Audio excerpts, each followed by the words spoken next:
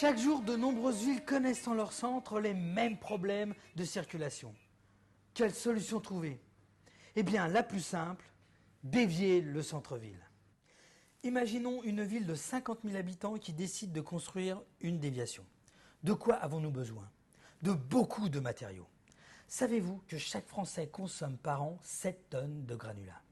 Eh oui, 1 kilomètre de route en nécessite 20 000 tonnes.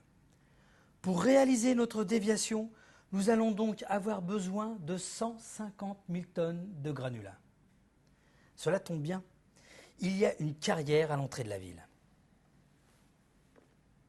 Dommage, le site était vraiment sympathique. En tout cas, notre route, on va en avoir besoin, entre autres, pour acheminer vers l'usine d'incinération de la commune voisine les 20 000 tonnes de détritus que produisent ces 50 000 habitants chaque année.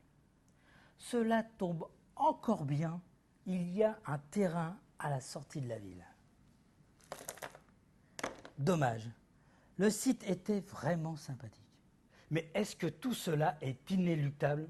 Y a-t-il une alternative?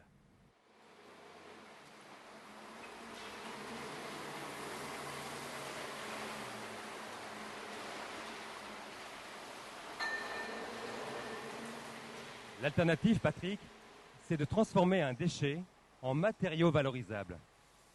Nous sommes au pied de l'incinérateur, en train de charger cette péniche avec du mâche-fer.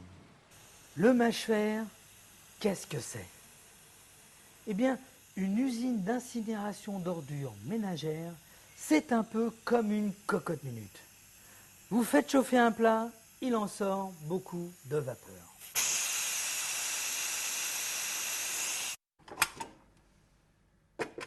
Le fond brûle toujours un peu, vous ne pouvez rien en faire, ce sont les cendres.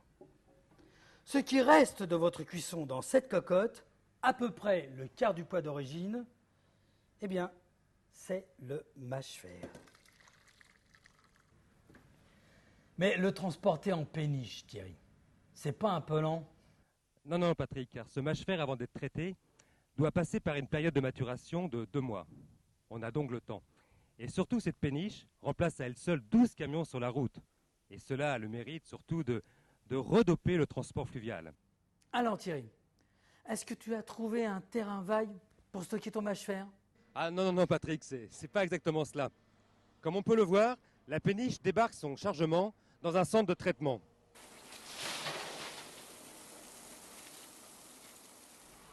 C'est une véritable plateforme qui répond à des normes de protection européennes de l'environnement très très strictes. Par exemple, sur toute la surface de stockage, le sol est protégé par cette géomembrane qui permet de récupérer les eaux de ruissellement des mâche-fer. Très bien donc. 2 mois s'écoulent, il serait temps de trier tout cela. Premièrement, calibrer en fonction de la grosseur. Facile. Je dépose dans une essoreuse des cailloux de toutes les tailles. Je fais tourner. Et maintenant, les petits sont séparés des gros. Simple, non? Oui, oui, relativement en effet. Par contre, regardez la taille de notre essoreuse. C'est impressionnant, non?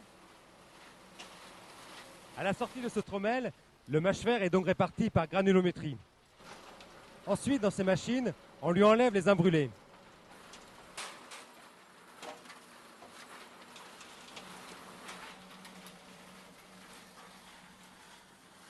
Tous les métaux ferreux et non ferreux.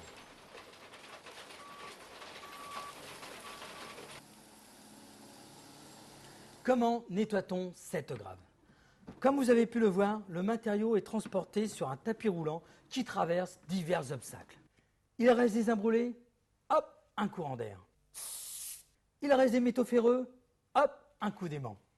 Vos poubelles sont remplies de canettes de soda en alu, métal non ferreux, hop, contraire à l'aimant, le courant de Foucault.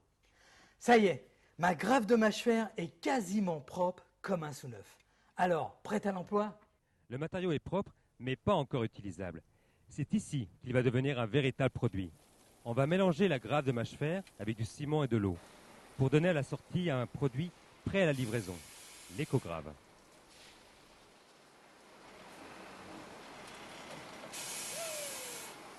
Ce procédé va permettre avec le temps de former un produit à la résistance éprouvée, mais aussi d'apporter une sécurité supplémentaire à l'environnement. Regardez, dans ce premier bocal, du mâcheur brut. On secoue et on obtient un mélange. Dans le second bocal, on y a placé une carotte d'écograve. Après agitation, on ne remarque aucun mélange avec l'eau. Donc, une sécurité maximale pour l'environnement. Patrick, ce n'est pas tout. Un laboratoire suit de très près tout cela. Ici, on pratique régulièrement des tests de lessivage. Vous pouvez nous dire quelques mots sur ces tests ? Oui, c'est une agitation qui dure 3 cycles de 16 heures et qui a pour but d'extraire les éléments contenus dans le matériau par lessivage.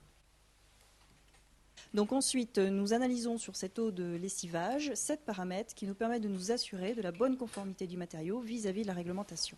Ainsi, IPREMA a élevé ses systèmes d'assurance qualité et de management environnemental au niveau des standards internationaux ISO 9001 et ISO 14001.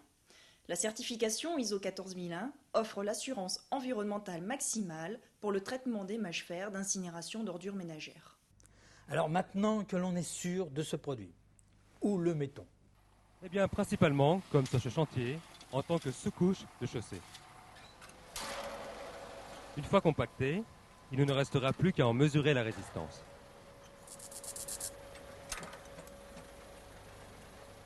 Sur une route, on va trouver une moitié d'écograve, une moitié composée de matériaux naturels et par-dessus l'enrobé.